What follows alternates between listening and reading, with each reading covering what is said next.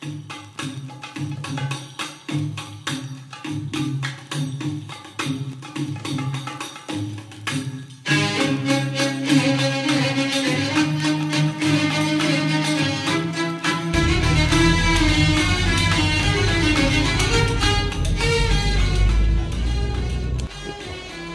tulemast Iraaki. Nii, aga et tegemist on siis, nagu te ise aru olete saanud, et Iraagi pealinnaga ja pealinn on ta siis 13. sajandist, kui siis oli siis kalifaat, islami, õigemini siis jah, Araabia kalifaat ja mis siis ulatus, mida siis siiamaani tegelikult taga igatsetakse ja mis ulatus, noh, me teame, et Euroopani välja, et Põhja-Aafrika ja sinna kant ja loomulikult ta siis ulatus sinna Hispaania, Lõuna-Hispaaniasse välja. Et siin suur araabialaste impeerium. Ja sellele siis oli vaja pealinna ja pealinnaks tehtigi Bagdad. Kui nüüd siis see Bagdad on asutatud tegelikult jah, iseenesest asutatud, vaid asustatud, võtame seda pidi peale, asustatud juba 8. sajandil, aga linnana üles ehitatud ja ta tegelikult ka sellisena on enam-vähem ka praegust ehk siis kolme sellise suure ringi kujuliselt siin Tigrise jõe kallastel. Elanike arv oli siis 1 miljon, selle aja kohta ikka väga palju. Praegusel hetkel on siin 8,5 miljonit, mis nagu ei olegi õieti midagi maailma mastaabis. Ja kogu sellele vägevusele pandi punkt siis, kui mongoli tatarlased siia kanti saabusid. Aga tema lemmik muidugi on sumerid, need, millest siis meie teadaoleval tsivilisatsioon on alguse saanud, õigemini siis tõestatud kujul. Ja siin elavad siis, tõesti, Iraak on selles suhtes hästi tore koht, et siin me saame siis aimu siiade ja sunnide usu erinevustest, mida mujal väga ei saa nii tugevalt, sest siin tõesti on 2 kogukonda, et siia on rohkem, sunne on vähem. Nii et jaa, et kui sellises islami maailmas naisesse on ikka suhtutud kui sellisesse eraomandisse, siis ega ka ütleb, et sellises moodsas Iraagis pole see väga suuresti muutunud. Sinna on maetud siis 47. imam. Ta on väga oluline, üldiselt ja nad on ka kõik märtrid. Ja tema puhul oli see, et ta oli siis siin Bagdadis, et ta ohustas sellise valitseja võimu nii oma autoriteedi kui ka muu poolest. Ja ta lihtsalt siis kõrvaldati mürgitamise läbi. Aga jah, sellest eile rääkis ta mulle sellest kliimamuutuse olukorrast, et neil oli siis nüüd see aasta, et kui meil oli see aasta selline külm ja vihmane suvi, siis neil oli siin eriti kuum suvi. Ehk siis siin kohati ulatusid temperatuurid 55 kraadini. Ja täna siis on meil kõigepealt see Sikuraadi külastamine. Ehk siis rahvas, kes siia ta on siis 2000 aastat enne meie aega rajatud, et väga uus, kõigest 4000 aastat vana. Siin maal on see uus. ja rahvas, kes selle rajas, jääb siis Assüüria ja Babyloonia tsivilisatsiooni vahelisse perioodi. Elasid nad põhjas mägedes ja kui seal siis toimus kliimamuutus ja kuivaks jäi, siis nad pidid lõuna poole liikuma, kus veel rohelust oli ja tulid siia, rajasid oma pealinna. Aga kuna nad olid harjunud käima siis jumalate poole palvetamas mäe otsas ja siin mäge ei olnud, siis tuli see rajada. Ja peamine jumal neil siin oli siis tuulejumal, keda nad siis käisid palumas. Ja tema nimi oli Lill. Ja tema oli mees. Üsna hiljuti selle 1980-ndatel mäletatavasti Iraak tungis Iraanile kallale. Neil oli sõda. Valkid siin üritas rääkida, et mitte keegi see sõda ei võitnud, aga nii palju, kui tema infost aru sain, ikkagi võitja oli olemas. Ehk siis algas see kõik sellega, kui Iraan hõivas neil ühe olulise naftamaardla. Ja nemad läksid seda tagasi võtma, loomulikult nad said selle kätte. Saddam Hussein läks siis vasturünnakule, mis algas edukalt, aga hiljem lõppes halvasti. Igal juhul lõppes sellega, et piirid ei muutunud. Järelikult Iraak võitis. Märklite monument. Et see on nüüd selle, mis ta nüüd oligi, selle Iraani ja Iraagi vahelise sõja mälestuseks. Ja sümboliseerib siis kahte murtud südant. Et hukkunud sõdurpoisi ja teda siis leinava ema. Jah, selle uhke värava ka samuti siis selle originaali, mida me vaatama lähme, ehitanud siis Nebukadnestor teine. No, juttu sellest, et pärslased vallutasid ilma lahinguta ja kuna nende jaoks oli see linn nii ilus, siis nad ei sööndanud seda maha lõhkuda. No, veidi pragmaatilisem arvamus on asjast see, et kui sa keskuse linna saad enda kätte, siis kõige ebamõistlikum tegevus oleks selle linna hävitamine või veelgi hullem selle müüri lammutamine. Seda läheb ju endalgi vaja. Rääkis ka siis ühest lõvist, mille skulptuuri näeme vulkaani ja kivi. Ja sealt vaadake taga on üks künka otsas palee, et see ongi see sama Saddam Husseini palee. Aga nagu mainitud sai, siis 90% islami usulistest ongi siis sunnid. Nii et prohvet Muhammedist väga palju järgi jäänud, nii palju oli, et selle Korani kirja pani. Aga siis see õpetlane, kelle auale te nüüd lähete, kirjutas kõik ülejäänud. Ja minu meelest ta ei ole selline Euroopa stiilis kindluste selline koopia, vaid nad on teistmoodi.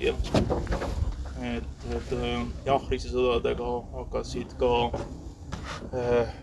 araablased ja rahvad siis snitti võtma eurooplaste ehitistest.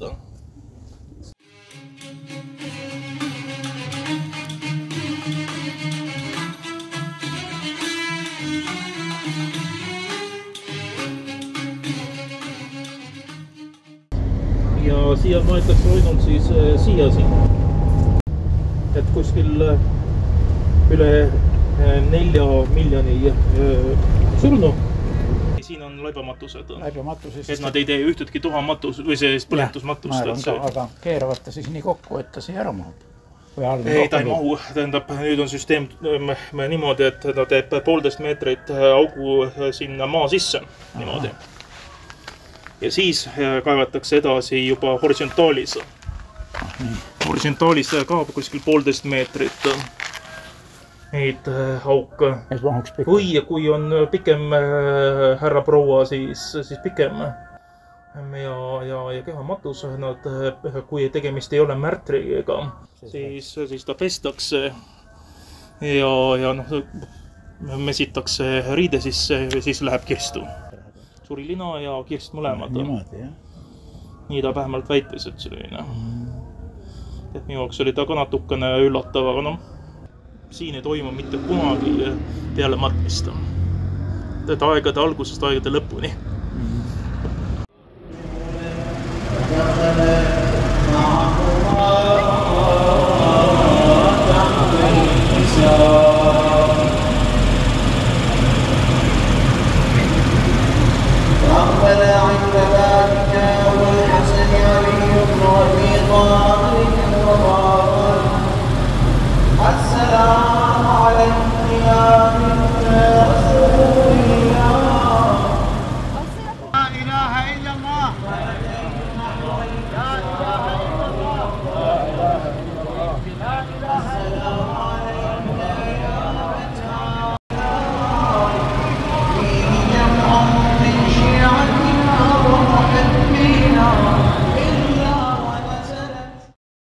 Tegemist oli siis maailma ühe teadaolevalt ühe vanima linnaga 4000 aastat ennem Kristust ja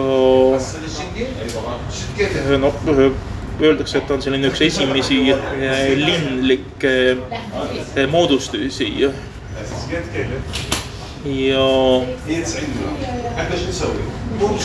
ta oli Tigrise kallastel.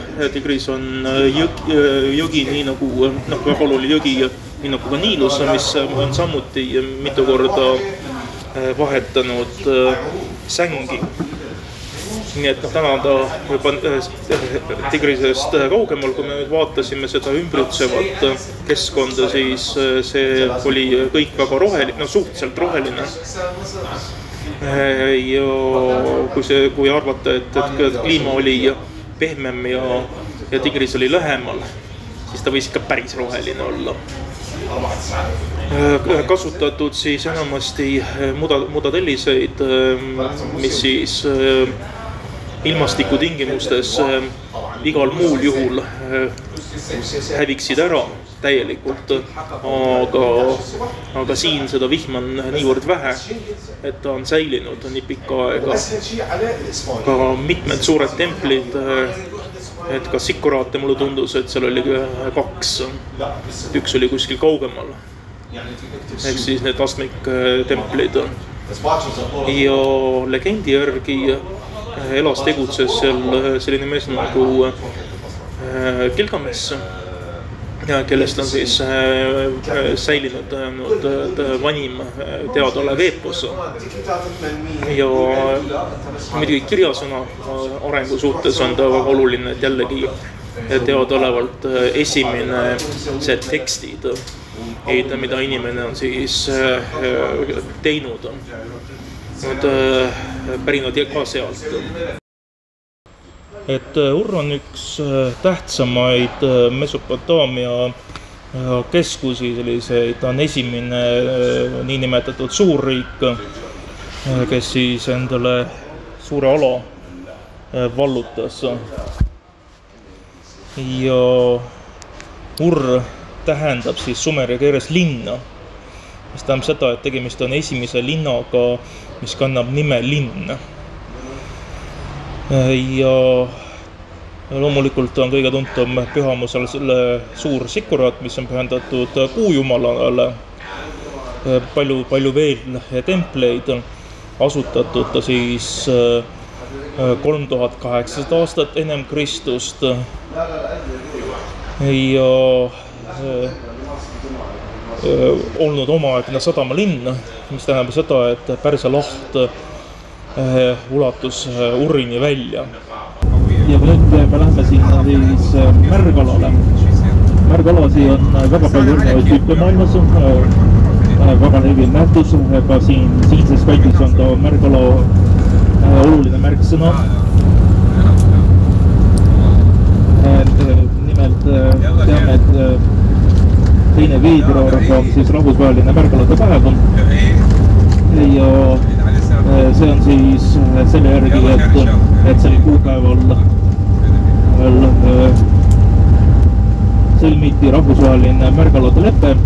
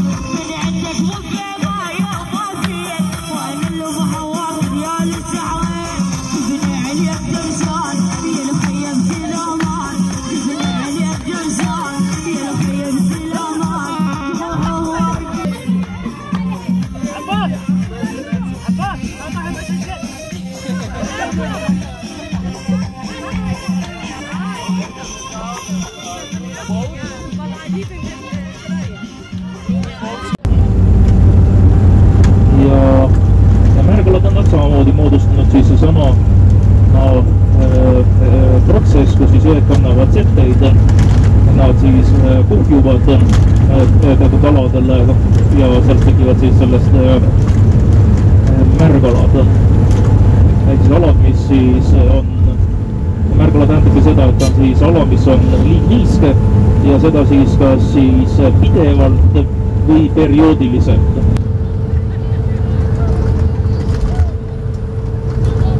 Märgalad on need, mis siis annavad meile väga palju hapnikku, aitavad keskkonnatingimusi parandada, tugevdades vee hulka, selle läbi siis vähendades üleujutusohtusi ja aidades siis paremini kuivad ajad üle elada. Samamoodi ka süsiniku sidumine atmosfäärist, et igat pidi meie liigi jaoks, nii ka paljude teiste liikide jaoks siin maamunal ülioluline keskkond.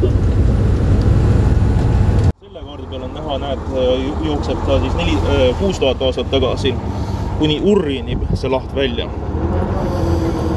Siit on näha ilusti, et on siis Eufratis jookseb siitpoolt ja Tigris siitpoolt, mõlemad moodustavad siia lahe äärde kõrvuti delta ja kandes siis setteid täidavad seda lahte. Täidavad seda lahte ja need seal, kus siis me praegu oleme, on siin täiesti peaaegu keset lahte. Ja kuna ta siis ta täidab seda ilusti, siis temast saab ühel hetkel need kaks jõge omavahel ühinevad ja sellest saab siis jõgi sellest endisest lahest, mis ühel hetkel sellesse vanasse lahte, mis veel alles on siin alla, suubub. Lähevad nad 7-aastaselt kooli ja Estonia.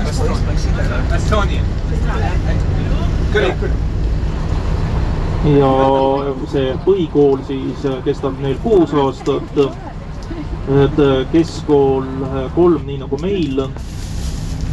Ja siis ülikoolis on üsna sarnane süsteem, samamoodi bakalaureus ja magistri ja doktoriõppe. ta õpib samamoodi 5 aastat nagu meil. Ehk siis bakalaureust tehakse siin veel sellised teaduse bakalaureust. Meil Eestis on ta siis rakenduslik bakalaureuseks läinud. Inspireerinud siis paljusid Iraagi kuulsaid arhitekte oma arhitektuur ise tegema midagi võimast. Ja siin on siis mõtteline sild, mis siis ühendab minareti ja selle suure mosseega. Ja loomulikult nii nagu minaretide mõte ikka on, et kutsuda pallusele. Et tegelikult üsna hiljuti ja sellisesse varemesse jõudnud, et esimene oli siis 2006 siiade ja sunnide vaheline konflikt, kus siis ta on sunniitlik pühamu, aga siiad siis sellise konflikti käigus varjusid siia ja sunnid pommitasid. Ja järgmine seltskond, kes siia siis maabus ja oma hävitustööd tegi, oli ISIS 2014. Muidugi jah, nii et parti siis impeeriumi, ta päris nüüd osa nüüd ei olnud, ta oli selline iseseisev osakene, mis siis vahendas parti impeeriumi ja mis on siis peamiselt põhines siis Pärsiale, mis tekkis siis selevkiitide riigi kokkuvarides. Selevkiitide riik tekkis omakorda seoses siis Aleksander Suure vallutustega ja sellise pooliseseisva sellise riigikesena ta siis kahe suure impeeriumi vahel. Roomlased üritasid 2 korda seda vallutada, käis siin isegi 2 Rooma keisrit. Sassaniidid purustasid selle linna ja selle Partia impeeriumi kõigepealt pärast selle linna. Siis Sassaniidide impeeriumi kukutasid araablased, moslemid juba ja tekkis siis suur kalifaat selle tulemusena. Kivimeistri märk, et igal kivimeister pani enda märgi peale, et kellelt siis kivi ostati. Niive varemed, et seda juhtub tihti, et Muitse linna varemed, Iraagis juhtub tihti, et Muitse linna varemed oleksid sellises asustatud punktis, eriti veel suurlinnas ja Mosul on suur linn. Ja suuruselt teine linn maal. Selle linna müür on praktiliselt tänase päevani alles, teda on ka välja kaevatud. Ka 2 sellist suuremat kompleksi, seal on olnud ühe küngaste juurde, ma võib-olla ka teise küngaste juurde lähme, aga ühe küngaste juures on siis välja kaevatud paleed. Samad suured, kuidas neid nimetada, sellised lõvid või härjad või sellised mehe näoga tiivad ja sellised müstilised tegelased, kes on siis nii suurde muuseumisse viidud Bagdadis kui ka siis mitmes muud kohta, näiteks ka Briti muuseumisse. Sealt on välja kaevatud veel ka kuningapaleest üks väga oluline seina kaunistus, seina reljeef, mis on Briti muuseumisse viidud, kus siis ära toodud suur võit, kus siis kuningas oma armeega piiramas ühte juutide tähtsuselt teist linna, millega nad vallutasid, väga ägedad need mõjurilõhkumismasinad ja edasi, seda kõike on uuritud.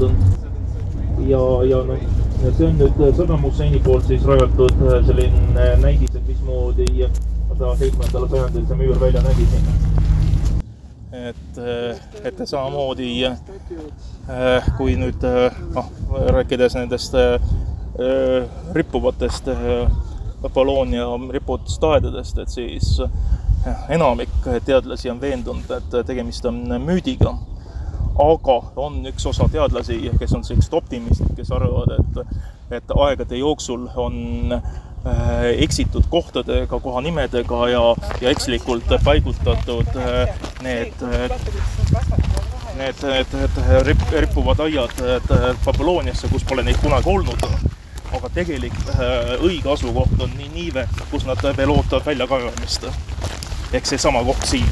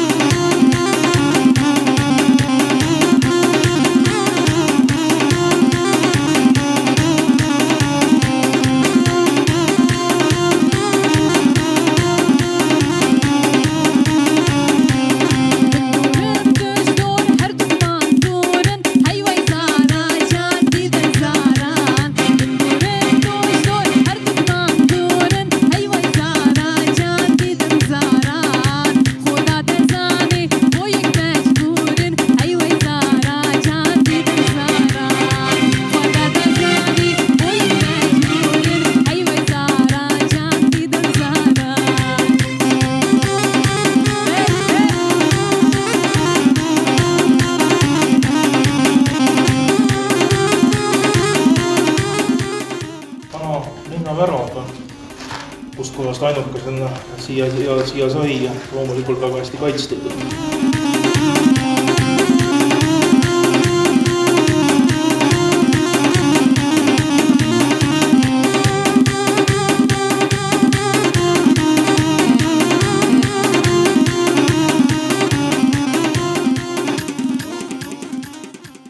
Perioodil siia siis rajatud asju tegelikult kõik tsivilisatsioonid siin käinud, kes siin kandis on liikunud, kaasa Aleksander Suur vedas suure lahingu siin all maha.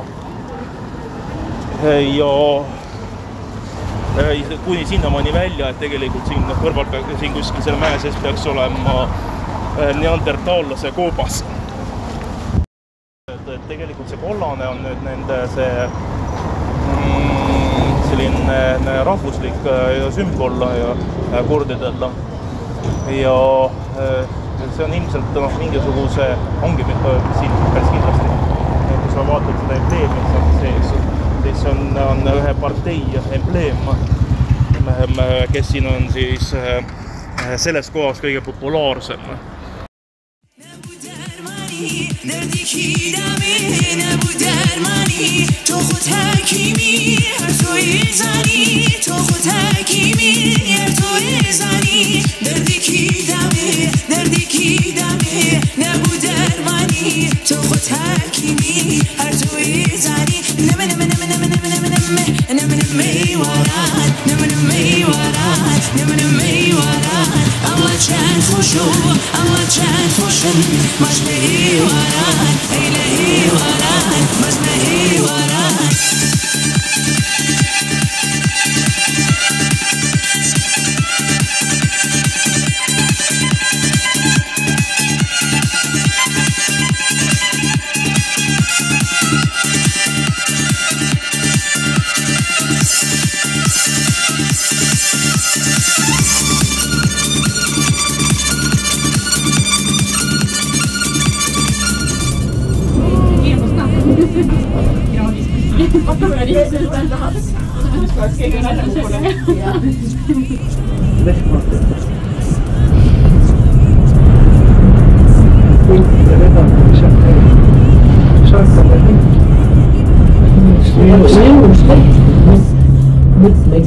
Ma nüüd see on saakal, sellepärast, et siin ei ole tegelikult, ei tohiks hunti olla.